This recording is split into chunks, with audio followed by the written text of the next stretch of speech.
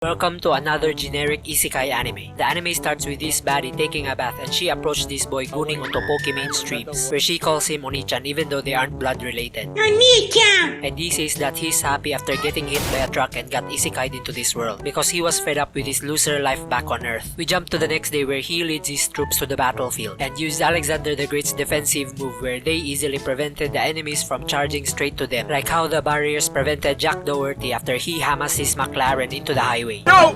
No! No! Oh shit! Then someone tries to assassinate him with an arrow JFK style, but Baddie Babe here used her dominatrix whipping skills to stop thousands of arrows from hitting them, and her name is Felicia. There's no fucking way a whip could stop thousands of arrows just like that. To be fair, this is a mythical world with powers, but stopping thousands of arrows with a goddamn dominatrix whip is still bullshit though. If she used a sword, then maybe I would be fine with it, because you can easily control a sword more than a whip. Who cares? Moving on. Then this high-ranked bitch named Run Bitch! delivered a message to him where she calls him dad for some reason. Daddy, chill.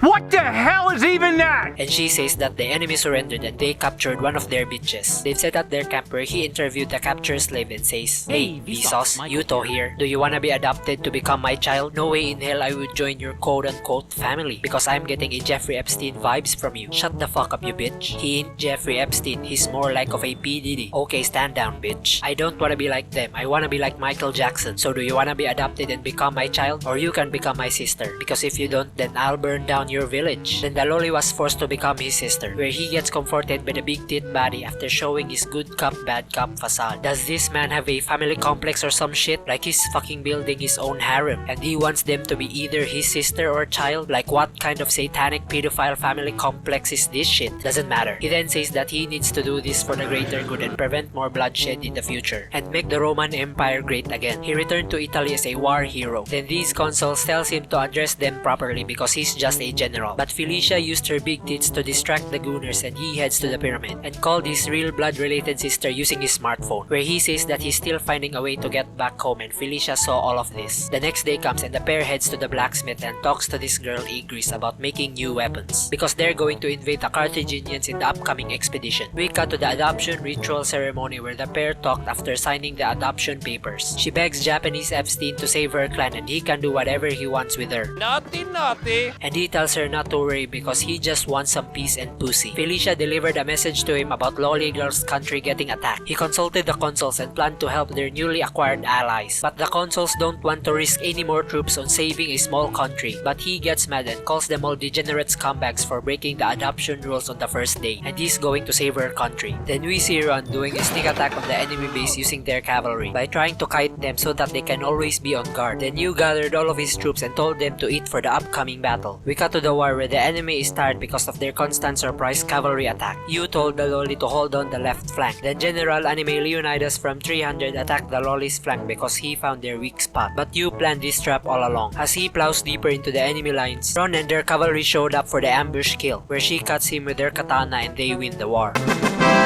Some ecchi fan service happens where the loli asks him to marry her while they take a bath. They discuss it privately where he asks the reason behind her decision and she says, "Look, I was chosen by my father to become the consul of our clan even though I suck at leading an army. And the truth is, I'm adopted. That's why I wanna marry someone strong and with a big dick to continue leading this army." But Felicia blocked her wet clam by saying that they need to discuss this matter first, which she agreed. We jump to the next day where he prepared for the Victory Royale celebration and Felicia tells him to get married so that he wouldn't go back to Earth and continue living here as their consul because getting cocked is a small price to pay. But he tells her he doesn't want to because he wants her big titties and she's ready to Suck and fuck. Then we see this mysterious ancient fuckboy approaching the city. We cut to the celebration where he showed up at the party and his name is Scrotum, the leader of the Lightning Clan or something from their neighboring kingdom. Then this guy wants to kick him out because he killed their previous consul. But Roman Santa here tells him to stand down because he's here as his guest. Scrotum uses lightning fast power and destroyed this man's sword just to show his Sigma male aura. He confronts Yuto but he showed his poker face and didn't fold from his intimidation. Then he leaves after eyeing him out like a gay boy scouting for some dick.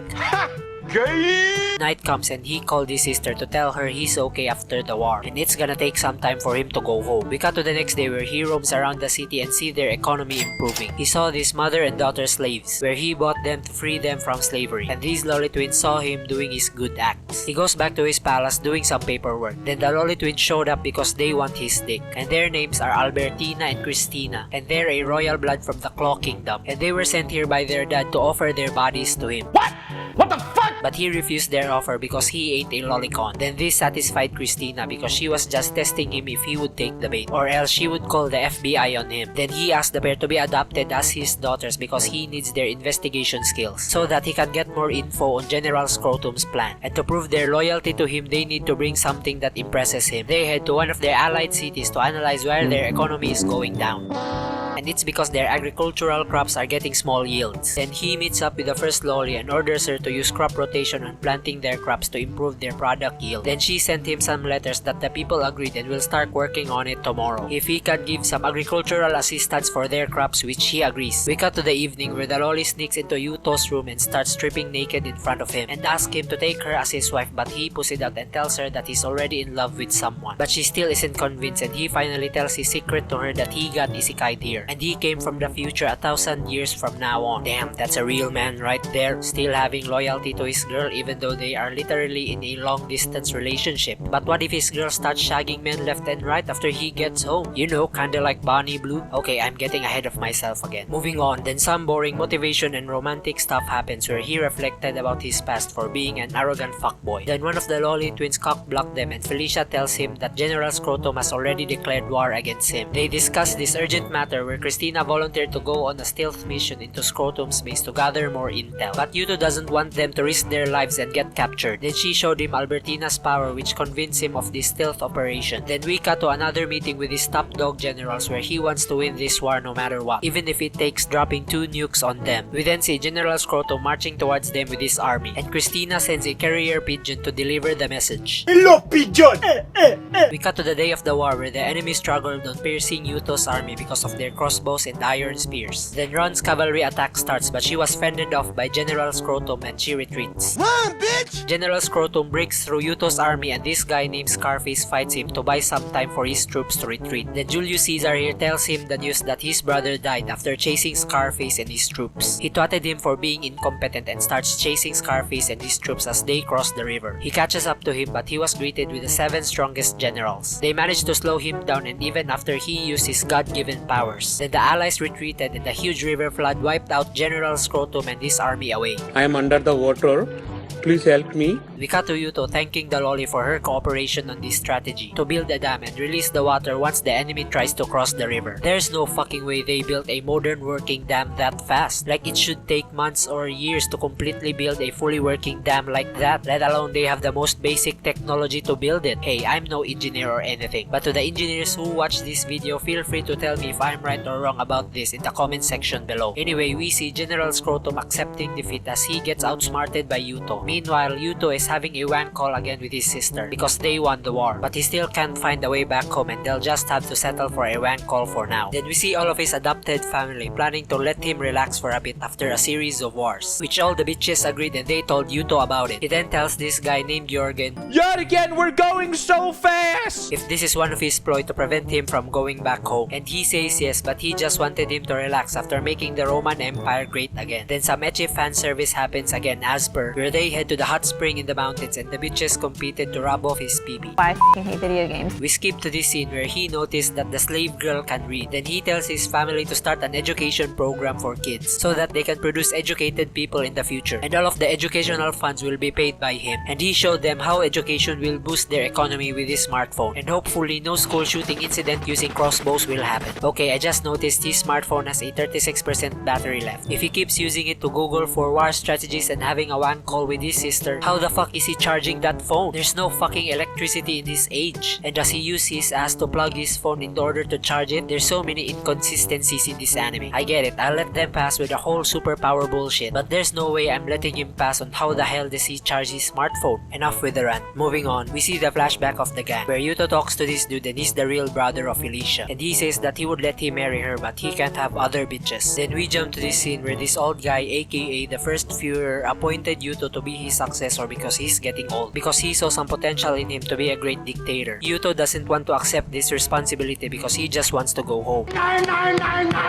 But brother Gay Boy here rages because he wasn't chosen to be the next Führer. They chase the Gay Boy for committing treason. Then the old man tells Yuto once he's done saving this world and decides to go home, he must appoint the Gay Boy as the next Führer, and he dies. He gets woken up by Felicia, and the Dolly twins tells him that one of their boarders got attacked. Felicia spills the beans that it's the Gay Boy because he got promoted into a Führer in a different country and sent her a DM to leave Yuto's cock and join him. But she says that she's loyal to him and his time-traveling cock. He thanked her for the info and starts planning for the counter-attack, where he called his sister and he still has 36% on his battery. What the fuck? Is his battery run through nuclear power? It's already been months at this point in the anime since we saw him using his phone. Still, this is my biggest issue in this anime. Where the fuck does he charge his phone? At this point, I don't really care anymore, or else we're gonna be here all day and this video's gonna take too long to edit. Moving on, we see the Gay Boy with his new bitch receiving a letter from Felicia that he's loyal to Yuto's time-traveling cock, and he thought that Yuto forged this letter and plans for revenge. Seriously, you think that Yuto forged her letter? I mean, these people have different types of handwritings, right? Like, you can easily tell your sister's handwriting and Yuto. What a dumb idiot. Yuto received another letter from the Gay Boy where they started their invasion, and they gathered all of their armies to fight back. The first attack starts and they defended themselves with their crossbows. General Sansui reports back to Gay Boy about their crossbows and sends a second attack where they surround them, but they put up these barriers and start counter-attacking. Then sunset comes and Gay Boy uses his bitch's power to control their army like zombies, where they start charging in and pierce through their barrier. Gay Boy meets up with Yuto again, but Felicia jumps in to stop them, but Ron showed up with a fucking camel and scared his horse away because horse doesn't like the smell of camels. Then Yuto was weirded out because he senses Gay Boy's bitch doing some voodoo magic shit onto his body. We cut to the next episode where some filler moment happens, where slave maid girl gets bullied for being too close to the royal family, but the Lolly twins help her to make some friends. Then we see Yuto making some present because Felicia and Rune's birthday are coming up, where blacksmith lady helps him blow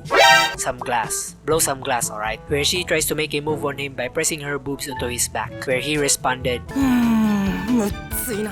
yeah, you know it's hard, alright, and it's definitely rock hard. Anyway, enough with the sex jokes. They finish making the present, and he gives her this necklace he made as a thank you gift for helping him. We cut to Gay Boy meeting up with Consul Santa, where they plan to send Yuto back to his world and take over the Wolf Clan once again. We start the next episode with Yuto's sister telling this hot archaeologist about him getting isekai into a different timeline, and she believes her because of how detailed she explained the situation. But unfortunately, no historical events of this place ever existed. However, there's a myth called Records of Ragnarok, and it's about a wolf clan beating one of Thor's successors by flooding a river. And it's also the exact thing that Yuto did to General Scrotum. She also tells her that in the story, Yuto became a demon by destroying Asgard and the 9 worlds. Then she starts panicking because Yuto might die as the prophecy foretold. Now I'm panicking.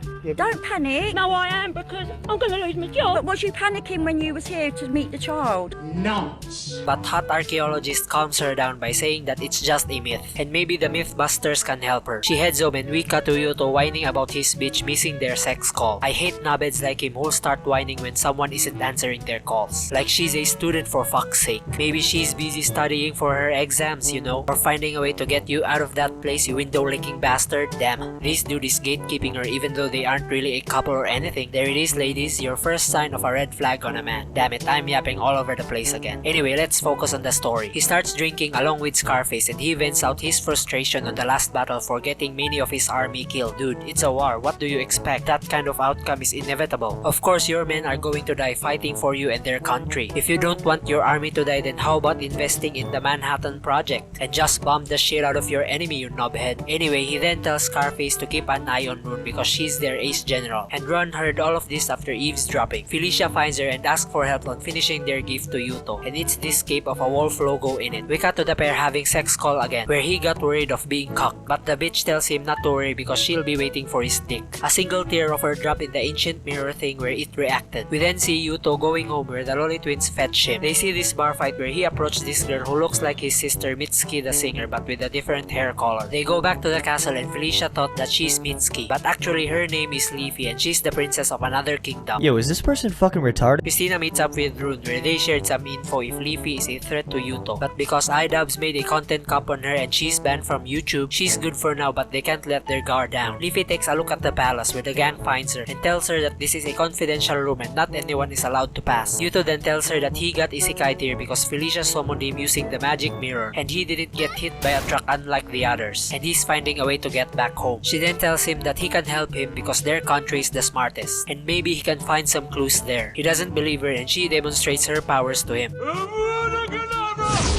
Felicia immediately realized that she's a divine empress or something. She then says that the magic he experienced during his battle with the gay boy is his bitch scouting him. He then calls Mitsuki and tells her that he met her lookalike but she's more of a badass and she's helping him to go home. They celebrated the New Year's and Felicia gave him their gift and he wears his Konoha headband and Hokage cape like Naruto. We cut to the Lolly twins telling him the news about General Scrotum preparing for round 2. He gathered all of his troops and Leafy gives him a good luck kiss. They strategize for the battle where he tells Run to flank them again. The next day comes where the battle starts and General Scrotum easily punches through their walls using his iron umbrella. But it was a trap all along. Then Run and Scarface started flanking them from the rear. They kept pushing through and Scrotum fought Run for a rematch. Then Christina Aguilera tells Yuto that an army of 10,000 troops is heading their way and we see the gay boy leading to ambush them. We cut to Scrotum and Run where Scarface joins the fight. But even in a 2v1 scenario, Scrotum killed Scarface by hitting him off the cliff and was about to kill Run next. She struggled on defending his powerful attacks and Julius Caesar tells him that Gay Boy's army is on the way and this motivates Ron to not let him pass. We cut to Yuto where Felicia and the twins suggested to retreat but he didn't want to because he can do this with his iPhone. Then Gay Boy finally arrives and orders his troops to attack and being the first person to ever do a Sig Heil. Forward, march! And incite for run! Yuto's troops got destroyed but he went to the front lines and made a motivational speech to raise the troops' morale and they start counter-attacking to defend him in the motherland. We cut to Rune still getting clam-slammed by General Scrotum. Then she used one of her techniques by intentionally letting her sword fly and catching it right in front of her and she proceeds to cut Scrotum's balls. That's absolutely the dumbest and most retarded sword technique I have ever seen. Like why would you intentionally disarm yourself when there's an enemy right in front of you that's ready to kill you? And how did this Scrotum head lose to a dumb technique? And when I was reading Vagabond, I never see them use that kind of dumb technique. What a fucking fraud. Moving on, Scrotum tells his troops to retreat because he's wounded and he'll try to hold the enemy back. Ron searches for Scarface and she finds him barely alive. We cut to Gay Boy charging straight to Yuto, but Felicia blocked his attack and he threw her away like a sack of garbage. Gay Boy starts attacking Yuto and he managed to defend himself because he was secretly training and he didn't want someone to become his human shield. Don't fuck with me!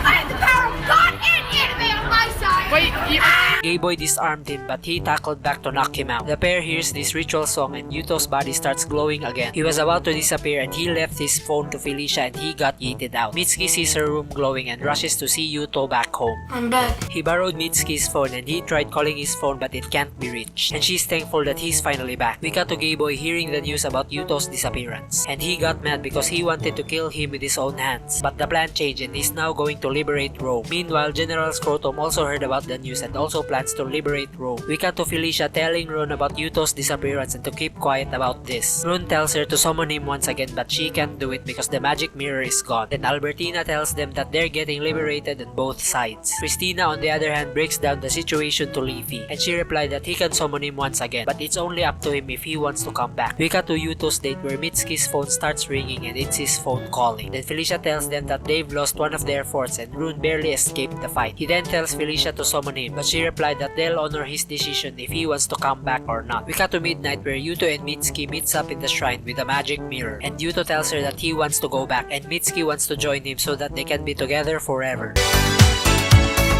How the fuck are their parents okay with this? Imagine if they're your child and you don't know that they got isekai. If you're a reasonable person, you would start a worldwide search Madeline McCann style. Unless if you hated them and never had a chance for an abortion, then this is a win-win situation. Now, back to the story. Yuto proposed to her to become his wife if she's committed to join him and she accepts his proposal. Then we see the great Roman Empire ruling over the Mediterranean. Then Mitsuki introduced herself to Leafy and Rune thanks Felicia for summoning Yuto to save their country. And that's the end of the anime. This anime gets a punic quar out of a bigus dicus.